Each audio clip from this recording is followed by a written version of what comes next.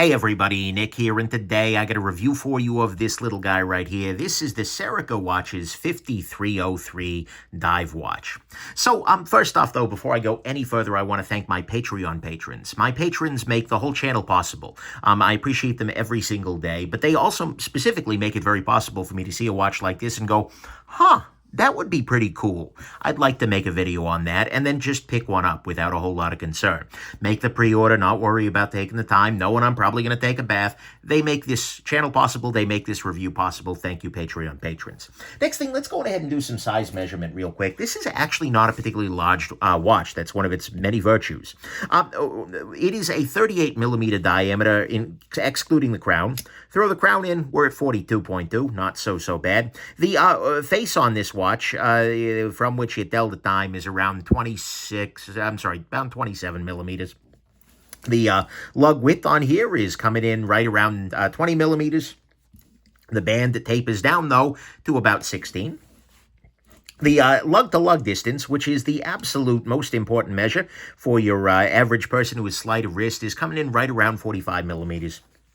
And the thickness of this guy is right around 12 millimeters, which is reasonably svelte for an automatic dive watch in 2022. Well, frankly, in 2022. 2022. There you go. That's the... Anyway, so there's our size measurement. And I actually want to do one other quick comparison here. This is the Serica, I believe it is the 4512. This is another watch from Serica. This is a watch that has actually found its way into my permanent collection. Even though I have some conflicted thoughts here too, this turned out to be a watch I was very pleased with. And, you know, it has some wonderful and unique things going for it. So this watch is definitely stuck around. The big question when I saw this is like, oh, wow, cool. Another thing by them. Are they going to do the same thing twice? And, well, we'll find out. This is the 5303-1 model with the black face and black bezel there. And what the heck is Serica? Well, Serica is a small French company. Like I said, I reviewed their work once before, but they don't make a lot of models. And this is a model that had been around for a while, but they just re-released it. And I picked this guy up in August of 2022 or thereabouts. Maybe, well, okay, I think it got to the U.S. in August. I think I got it in September. We'll get there. Don't you worry. But anyways, let's talk about the good, the great, the bad, and the ugly of this very interesting watch. So to start with, I like the size of this a lot, right? I am hoping, praying that desperately that the trend of 42, 43, 44 millimeter wristwatches is going away, right? You don't need a guacamole plate on your wrist, and 38 millimeters is a size that I think fits a lot of people well. So this is a very nice little size, and it works very well on the wrist, and it's thin, and it's nice. There's a lot of joy in the size. Next thing, lume on this guy is absolutely good to go. I'm going to go ahead and charge this off camera with a powerful flashlight.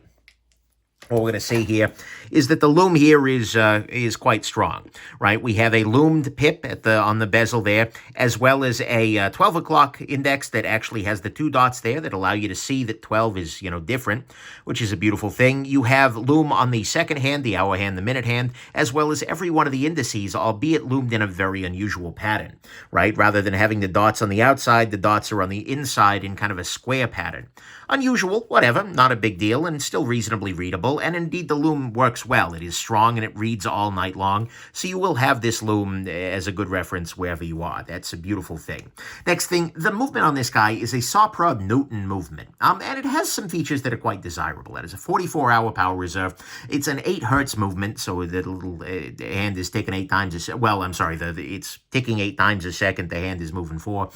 It's an automatic, which is a nice change from the other Serica, which was a screw-down crown manual wind watch for some reason. It is a hacking movement, meaning that when I pull the crown out all the way here, hopefully, I believe... Nope, come off it. There we go. Now it stopped. We are going to get exactly there in a moment, trust and believe. But nonetheless, it is technically a hacking movement. You should be able to make it stop the second hand there. And, you know, honestly, that's about what I have to say about the movement. It is also hand-windable for what it's worth, so you can wind the watch by hand. But it is a Sawprod Newton movement. It's sort of, this is a relatively new movement. I think it's supposed to be sort of a budget alternative to the Sellita and the ETA sort of movements out there. But, yeah, that's a whole thing. Next thing, the bracelet bracelet here, there are some very nice elements to it. One of the biggest and nicest elements of it is that this is a super thin bracelet. You can see here that the bracelet itself is relatively thin, and then even when I put this guy and I fully buckle it and I buckle over the bracelet, you can see that the loose tail of the bracelet actually tucks inside rather than outside. So it's not an ahigao, bracelet with the tongue hanging out, looking ridiculous. No, this is just in there. And so the thickness of this bracelet is its absolute thickest point here is going to be coming in close to, okay, I'm reading like 5 or 6 millimeters here. That is not very thick, especially compared to some of the other divers out there in the world. This is a very, very thin bracelet. Makes it very easy to use if you're typing on a laptop or something along those lines, right? So that is a very, very nice thing. It is also adjustable in small increments without tools. Every one of these little compressed areas here is an increment into which this little compression, well, okay, technically that little extrusion there, come on, is able to kind of slot into. And so you can adjust this guy in steps that are very, very small. We're talking, it looks like maybe about 2 millimeters, someplace in there, right? This is a very, very small adjustment, and it is very easy to make that adjustment quickly on the wrist, right? So I can loosen this up a little bit, and then if I need a little bit more bracelet, I just unclip, and then, well, there I was pulling it in, but you can just kind of unclip and then adjust it a little bit, right? That's a beautiful thing. It is also a reasonably attractive bracelet, right? Because you have this kind of a shock meshy look, which is pretty unusual, and it has a nice bit of polish to it. It's not too blingy, so to speak, but it does have a nice polish. I appreciate that, and I gotta say, the little links on this guy are nice, too, because these mesh bracelets very seldom end up with the ability to bend much at the very edge, so by having this, it allows this to sit well on smaller wrists like mine. And so as a result, this guy does sit pretty naturally on the wrist. Yeah, come on. Put it on a 6.25-inch wrist, we're going to see this sits pretty naturally, whereas a lot of those kinds of mesh bracelets have a tendency to just kind of stick off to the side, right? And so I like those elements of the bracelet. I think there's a lot to like about it. Next thing, this has a sapphire crystal, which is a beautiful thing, something you would expect, although the case back is opaque. It has 300 meters worth of water resist, which means you simply do not need to think about water resistance with this guy. That's a beautiful thing. The branding on this guy is incredibly subtle. If we zoom in here and take a look at the face of it, the only place where this is branded on the front of it is Serica Swiss, right there. That's really it. That's beautiful. That's very impressive, frankly. And there is not even branding on the crown. On the back side of it, you get more distinct branding, right? So you have right here, company, Serica Watch Company in French there, made in Switzerland, automatic, etc., and 5303 and what I assume is a serial number there. But this is very, very subtle, right? And we also see hours and minutes in French because this is, again, a French watch company, French watch. So I think the branding being very subtle like that is very nice. And it's a nice kind of, frankly, it's a nice counterpoint to the superlative chronometer kind of stuff that ends up going on dials that doesn't need to go on dials ever. So I appreciate that. Then finally, on the good side, this is, I would say, a pretty attractive watch, right? This was a watch that when I first saw, pictures of it, it was like, oh, that's a little different, right? Because especially with like the two zone bezel here, where you've got the silver and the black. That's nice. The arrangement of the pips is different. I've just never seen that before. Maybe some of the horology nerds can let me know in the comments if that's shown up elsewhere, but this doesn't feel like an homage to anything particularly. Yeah, you could argue that this part here is a little speed mastery, these broad arrow hands out there. But look, I'm sorry. No, this is a pretty unique looking watch. And couple that with the shock meshy sort of bracelet on there, it's pretty nice. And you also have little bits of polish, right? You see you've got this area back here is polished down here, whereas this part is more brushed, whereas this is very brushed, whereas, this is just, and even the ceramic, what feels like ceramic, maybe it's not, actually. I don't know 100% what this material is here, but it's an attractive watch. I think that is the nicest thing it's got going for it, is it looks nice. Actually, not quite the nicest. We'll talk about that in a second. But anyway, so to me, all that is the good. It's attractive with subtle branding, 300 meter worth of water resist, sapphire crystal here. Bracelet's got some very nice elements. It's got a Soprod Newton movement, fine lume, and a very nice size. On the great front to me, the best part about this watch, and this is going to seem very shallow, and you're welcome to put the attractiveness in there if you prefer, but to me, what the very best part of this watch is the crown. The bezel. it's very hard to express how smooth. It's a unidirectional bezel, right? So you can't go backwards, right?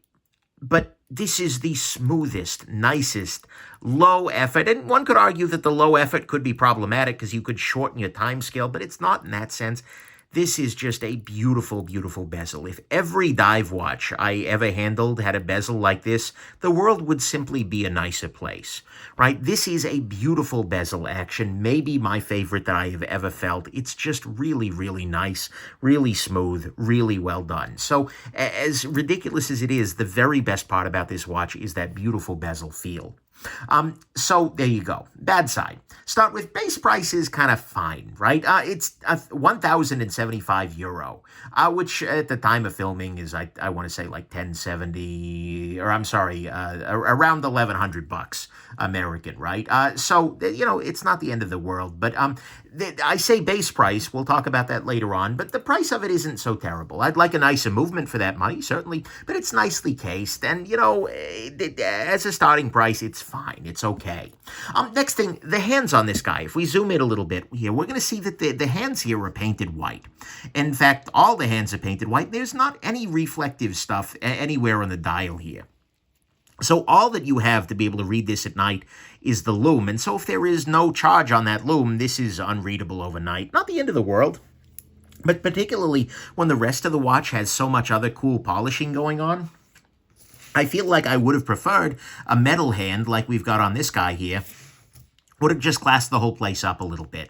Painted hands to me always feel a little bit like, I don't know, and especially given that the hands don't particularly match the color of the paint, and the hands, that is, don't match the color of the lume, it's just kind of like, okay, I guess, whatever. Not the end of the world. Next thing, and by the way, the lume hip positioning here is a little weird too.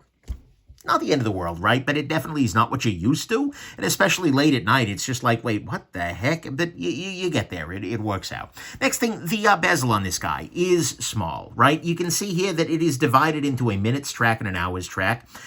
That's not particularly wild, right? But it could be useful, I guess, if you're using this to time something, right? So, for instance, if I know that I'm on a plane and I'm going to, we're landing at 6 p.m., I can look at this right now and go, okay, wow, I am going to be, I'm about, let's see here, oh, wait, no, I'm going the wrong damn direction.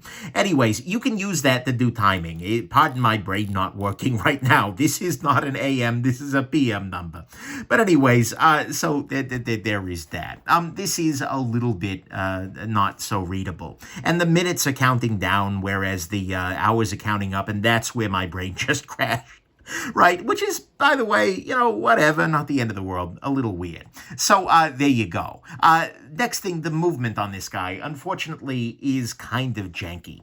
What I mean by that is it has this feeling of something's a little off, something's a little weird. Little things, like when I first got this guy, when I first took it out of the box, very first day, I set the time accurately, and then I looked down 20 minutes later, and it's lost 5 minutes. And I'd had it running, right? I'd put a wind on it, but it was just bizarre. It has run perfectly accurately. Well, not perfectly accurately, but it's run well within my accuracy specs ever since then. I mean, on the order of 2 or 3 seconds a day. Very acceptable accuracy since then, but that was very, very strange. There is also a lot of lash in the gears. It's hard to show this off on camera here, but if I take the crown out, okay, good. That time the second hand stopped. And then I move this way, and then I start going back the other way. Like, watch here, I'll pull myself over to this side. So watch the movement of the hand, and now watch the movement of my fingers. There was a fair amount of gap there, right? There's about 2 minutes worth of gap, depending on how you've been going there, before it starts back up again. And so very often, if you are doing a thing where you're setting the time, let's say I'm setting the time to be at exactly 5 minutes after here, and then I do that by kind of moving back. If I set the time here, then it's going to take about a minute before the gear lash catches up, And so I'm going to end up going a couple of minutes slow there. That's not great. So you need to make sure as you're setting this guy that you're coming at it from the direction that the hands would normally go, so that the hand is exactly where it is and the lash is out of the gears. There have been a few times where I thought I set it precisely, only to find that the minute hand was a couple of minutes, a minute and a half or so behind where I thought it was because of that lash. Next thing, as you saw earlier, pulling out the crown does not always hack the seconds. It doesn't always stop the second hand. Most of the time it does, and usually if you pull it out again, you can get it to engage, but we saw this earlier during the review. That wasn't planned or staged. That was just the nature of the game here. That's just a thing. Look, this is not the end of none of those things alone are the end of the world, right? This could be a perfectly fine watch for somebody with those issues going on, but I have to be honest with you. It just feels like a step down, right? Generally, to me at least, at this point in time in my watch collecting world, having handled a bunch of different watches with a bunch of different movements from ETA, from Sellita, from Seiko, from all of those things, there are different features, but movements feel generally equivalent in terms of their overall functioning. And it's like, yeah, the accuracy might change a little bit, but this doesn't feel equivalent. And based on this experience, I'm going to be honest, I am not buying another watch with a Soprod Newton movement in it. I am not impressed at all with this. It's fine. It tells the time. Somebody could have this as their daily watch, but this just feels like a step down in weird ways from even like Seiko, Miyota, ETA, certainly Sellita, right? If you gave me the choice to replace this with an ETA or a Sellita, SW200 or something like that, I would swap it in a heartbeat, right? I hope this is just a bad example, but still, yikes. I know that this is a budget-focused movement, right? The Soprod Newton, but at this point, if you're putting a movement like this in, just do quartz. That way it'll run better. It'll just, I don't know. So this movement to me is not impressive at all. Maybe this is a quality control fail. I kind of hope it is. But I've heard a number of people talk about the crown being unreliable to stop the second hand. So I think this movement's just a little bit, yeah. Then finally, not quite finally actually, on the bad side, the bracelet on this guy, and I'm going to see if I can show this off on camera.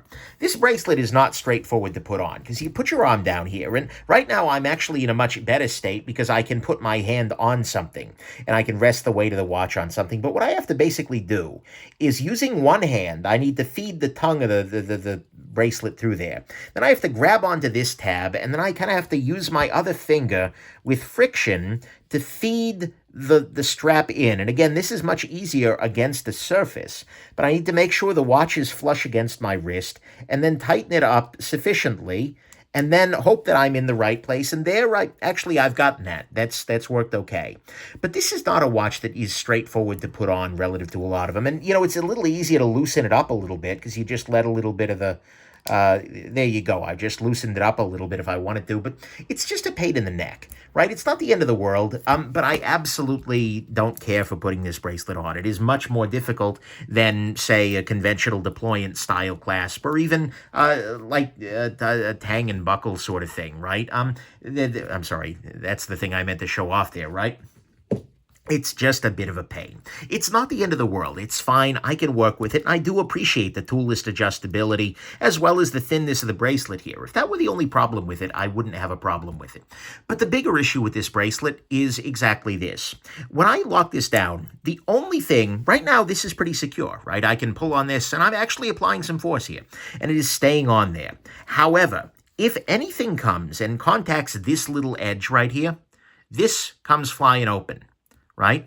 And once that's open, there is absolutely nothing keeping this on your wrist. There is a little bit of friction, right? Because this area right here is pressed up against your wrist, and so hopefully there's a little sweat there. But it would be very, very easy for this to catch on something, especially, look, I mean, it's just kind of sticking out there, right? So I can just do that, and that wasn't like practiced or anything, right? I can...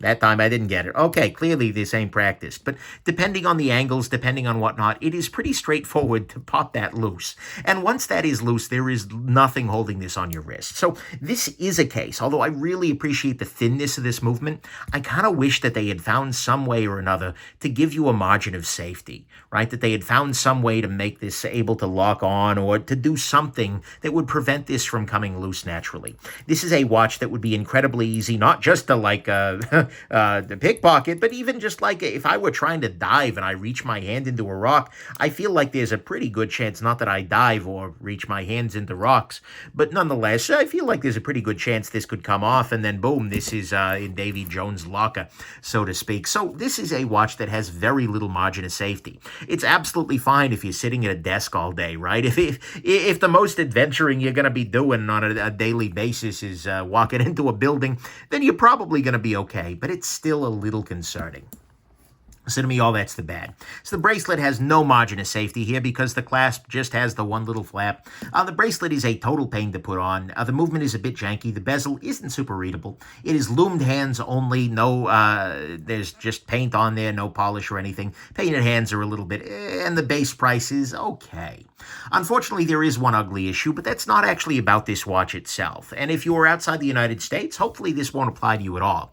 But my unfortunate experience is that Serica is very bad at exporting this watch. Here, I'll zoom in a little bit, so hopefully you can see something more attractive. But Serica, unfortunately, both times, I have ordered watches from them. So both with this guy and with this guy, I have had substantial issues. This is a watch that is 1,075 euros. By the time I got it into the US and in my hands, it had been, the price had gone up to $1,381.16, which is not nothing, right? And I waited 3 weeks for DHL first to contact them for information about the watch because it just got held up at the port. And then, so DHL was trying to contact them, and then that wasn't included with the shipment, the information that customs needed. They had a special watch worksheet. And then DHL emailed me and said, hey, we need the customs worksheet here, and I don't know how to fill this out, like what percentage of things come from what areas, like I don't have this information. So I had to then email Serica on behalf of DHL, and they eventually did send me that information, which I then forwarded to DHL, which then, I want to say like 5 days later, got the customs, which then released my watch, and then hit me with DHL fees and import duties. Look, I've had this twice now, and I have never had this with any other purchase direct from a manufacturer, right? Like, duties are fine. I get that, right? That is a fact of life, and unfortunately, whatever, not the end of the world. But incompetence with the export process, not including the kind of paperwork that is needed to ship it to the U.S., and then not responding to DHL's queries, it seems like. Maybe DHL screwed up here, but still, they should have had that information with it. If they're going to sell in the U.S., they need to make clear that we are on the hook for duty on their website. That is the very first thing, right? They need to say, oh yeah, here it is. Oh, you've shipped to the U.S.? Yeah, you're going to be paying another $200, 180 some odd in duty, right? They need to let you know that ahead of time, and they need to provide the information in the box that DHL and customs need to be able to clear this thing, right? This is stuff that I might expect to deal with if I order some weird like Japanese domestic market watch from eBay or something like that. But I have never, in all of my time buying watches from overseas, and I've bought watches from France, I've bought watches from Switzerland, from Germany, whatever, I have never had an experience quite as bad as this one buying directly from makers. Usually makers fill out the paperwork properly and it just sails through DHL and it shows up on my doorstep, right, 2 or 3 days later. But Serica has screwed this up twice now. And that to me means that there is a problem with Serica, not a problem with DHL or the U.S. Customs. So to me, that is bad. Serica, compared to every other direct-to-watch brand I've bought, is really bad at exporting to the U.S. And whatever, it's their prerogative to screw that up if they want to, but they need to be upfront and say, hey, this is going to be held in customs for 3 weeks, and you're going to need to pay duty and DHL fees. If they put that on there, then okay, I guess. But no, this was ugly, bad experience overall, but that's not about this particular watch. Final conclusion. In a lot of ways, this is a unique watch, right? It's got a nice size. It's got fine lume, a workable movement. It's got a bracelet with nice ideas, sapphire crystal, 300-meter water resist, subtle branding, attractive looks, and a really nice bezel. The base price is fine. That's not the price I ended up paying, but that's a different question. There is the painted hands. There's nothing polished in the face itself to catch the light. The bezel's a little hard to read with the backwards and yeah, that's a whole thing, right? The movement is... yeah, a little bit of a jank there. The bracelet's a little of a pain. There's no margin of safety on this clasp whatsoever. And Serica is not particularly good at selling these overseas. My final conclusion on this guy is like, I'm torn. This is a watch that I like in some ways, and it's a watch that I dislike in some ways, and those are roughly equal in measure, right? It's pretty with a nice-looking bracelet that has some good functionality, and it's at a nice size from a lesser-known brand, but the unique bracelet has some major downsides. Some of the details are a little so-so. The movement is okay, and the process of getting it was not a good way to start a relationship. Ultimately, I wore it. I liked it fine, I guess. But then after a point, I'm going to be honest with you, I kind of felt done. I got tired of dealing with the downsides of the bracelet. I got tired of fiddling with the movement and just kind of found myself heading elsewhere in the collection. It's like, why would I wear this when I could do this instead, right? It doesn't make it a bad watch necessarily. It was okay, but it doesn't make for a great experience either. So ultimately, that's my final conclusion. Like, I like the looks of this watch. I really wanted to like this watch, but ultimately, I'm sure that somebody could love this watch, and particularly if they're not familiar with mechanical movements, if they're not comparing it to everything else. I'm sure a lot of folks absolutely adore this thing. But for me, the little issues added up over and over and over again, and as a result, this isn't a Serica's contender to stick around in my collection. Get it? Like Serica? No? Okay. Anyways, there you go. Hope this has been interesting to you and that you have yourselves just an absolutely wonderful rest of your day. Bye now.